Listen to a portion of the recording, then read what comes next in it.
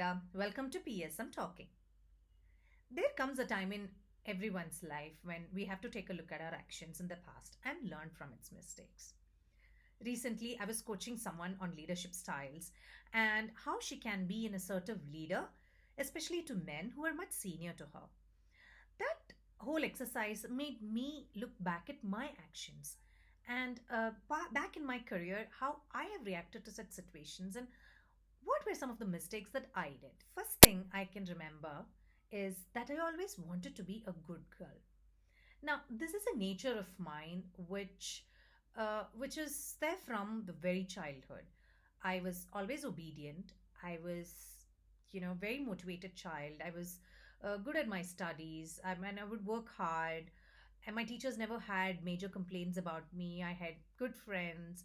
All in all, I was never a troublesome child, and my parents didn't have much to worry about me while I was growing up. So I think this kind of put me in a place where I am used to being liked by everyone. But what happens when we really enter workforce? You cannot be really the good girl always, right? And that is something that I never realized. So when it comes to let's say a manager who is much senior to me, and I would always be wanting to please them. So that's another thing, right? Like being a good girl meant that I wanted to please everybody. I wanted to be in everybody's good books, and that might have looked as if I'm buttering them up, or I'm really just being too close to somebody, even if that's something that made me uncomfortable, right? So that's the first thing I can think of, trying to be a good girl always and trying to please everyone. Another main thing that I did was being afraid to say no. I was a yes machine. I mean, if my colleague tells that, they need help with this project, I would say, yes, I'll help you with that. If my manager says, can you take up this additional work? I would say, yes, I can do that. Could you come on the weekends and, finish this work that's lying over here? Yes, I can. So it really, in a way, it would have helped build my credibility or to prove that I'm a team player. But over the long term, what happened is that people really started to view me as someone who would, just suck up. And though that was not my intention, I just didn't know how to say no, right? And I really wanted to probably, spend my weekend in a different way, might have wanted to go out, but I just didn't know how that would come across. And again, my nature of, wanting to be a good girl and wanting to be in everybody's books really stopped me from saying, no, I don't think I can do that. Or, I'm sorry, this is what was expected from me and I've done it. Anything more than that, I'm sorry, I'm not able to kind of, deliver it at this point in time. It really wouldn't have hurt me really badly if I had, told that in a very professional and polite manner. Another nature of mine that had really hurt me badly was always trying to put myself in others' shoes. While it might seem that I am more empathetic, sympathetic, and being much more open minded person, I used to do that to a level where it started backfiring. So, what it meant is that the more I'm always in else's shoes, I started discounting my own feelings. I stopped thinking how it is hurting me, how it is putting more pressure on me, because I'm always trying to be empathetic about somebody else. And especially in a very rigorous corporate environment, what that means is that if somebody is not able to do something on time, and if they come up to me and say that, oh, I'm so sorry you're waiting for this particular piece, but I'm not able to finish this because of XYZ thing, I would always say, oh, no, it's okay. You finish whenever you can. And at the back, I would actually take the, I would actually, take the blame for it. Or I would, I would suffer, my work would suffer, but I would still kind of be, thinking that, oh, but still that person, nothing that he or she could have done to avoid the situation. So, I was never mad at anybody. And again, to an extent, I feel these things have helped. I mean, being empathetic, putting myself in somebody else's shoes, have really made me help me make good connections at times, and that nice camaraderie was being made. But what I feel I did was I was doing. just that over and over again to a point where a lot of times it has really backfired me or given a bad impression about me with somebody else. One thing I feel I never learned initially in my career is to know that it's okay to have my own opinions. It's okay to refute somebody. It's okay to have a counter opinion to someone's idea. So often it so happened that I would, even if I know that a particular idea was really bad or a particular project is something that I or my team we don't want to get involved with it, I would just don't say anything, right? And whatever opinions I have or whatever ideas I have for that, I would just keep it to myself. Many a times it so also happened that just a minute later, somebody else would say the same thing that was in my head, and everybody just love it. And that's when I really, really started feeling bad. And as it happened over a period of time, I realized that it's okay to say, that I don't agree with it, or I have a different approach to it, and why don't we try this.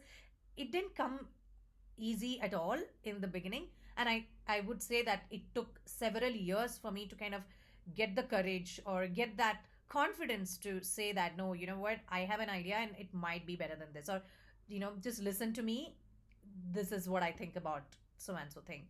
So I think initially, again, not wanting to upset somebody made me feel that I should not have opinion, and whatever others say, I should just say yes to it. Oh, and this next one, I think this has happened several times in my previous job. So this was a corporate where I worked. It was an investment banking firm, and during the one-on-ones, my managers. So generally, the managers would say what you're doing well, what are your strengths, what are your development areas, and every time in that conversation, I would always be eager to know, oh, what is it that I'm not doing, or oh, what are the things that I should be doing well.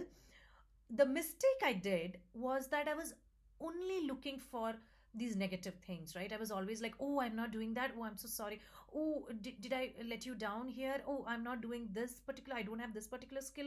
Oh, I'm not doing this right. And I'm always like, okay, I'll try and work hard on this. Oh, I'll improve upon that.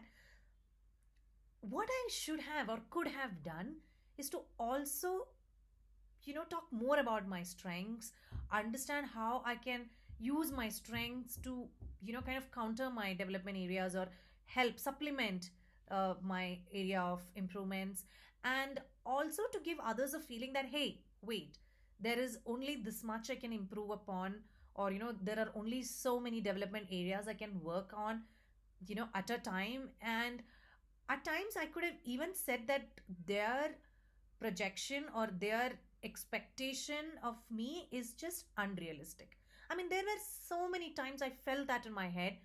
I would cry in my head, in my mind, thinking that, oh my God, I am working so hard, I'm working so long hours, and my manager doesn't have anything else to tell me other than that, oh, you need to improve on this, or this particular instance you missed replying on to this email, oh, on this particular instant the way you put it across was a little rude. I mean, it's okay. I mean, what I'm trying to say is that it's okay to understand where we have gone wrong, but what we should do, and I do that very consciously, is to not make other person feel that you know only you have to improve. I could have said that, oh, if I were to improve, if I had to improve on this particular aspect, these are the things that I will need from you, or this is how I would want my rest of the team to be if I were to kind of display a certain behavior. So it is not always only you have to improve. It's sometimes also your circumstances, your environment, your bosses, and it's okay to be very open about it. It's okay to have a chat and make it a very two-way conversation, rather than just sitting there and just listening to all the things that they have to say and feeling that oh, I have to do all these things and I have to do it all alone. Some people have this annoying habit of cutting you off in between when you're talking in a meeting.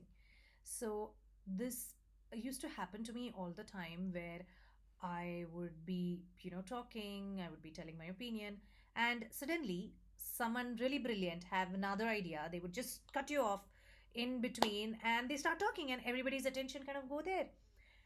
It used to really piss me off, or it used to really make me feel so annoyed. And guess how I used to respond to that? Yeah, of course, I wouldn't say anything. And it reached a threshold and I just couldn't take that anymore. And I actually mustered a lot of courage to start saying people like, 1 second, I am, talking. Let me please complete. And then I would complete my train of thoughts and then let somebody else, start with their tangent. Right. So that's something that has helped me really to make a point, and then people will take notice of that, right? They would, once it happens, twice it happens, and the third time people would really think twice before they interrupt you if it's not for a very good reason. So, in short, yes, I have made many silly mistakes and I regret them. I feel that those are the things that I could have done a little bit differently early in my career. But probably it has also helped me to be where I am right now. I'm able to be more empathetic towards people and I'm able to coach people better. So, just like the right things that I've done, I feel even my mistakes have kind of helped me shape who I am today. Now, you also would have a lot of mistakes that you might have done early in your career. So make sure that once every month or once a year, you take some time to really look back on how your life is going. What are some of the things that you're not happy about, and how you could do them differently if you got a chance? And while you do that, I will come to you with my next video. And until then, bye bye.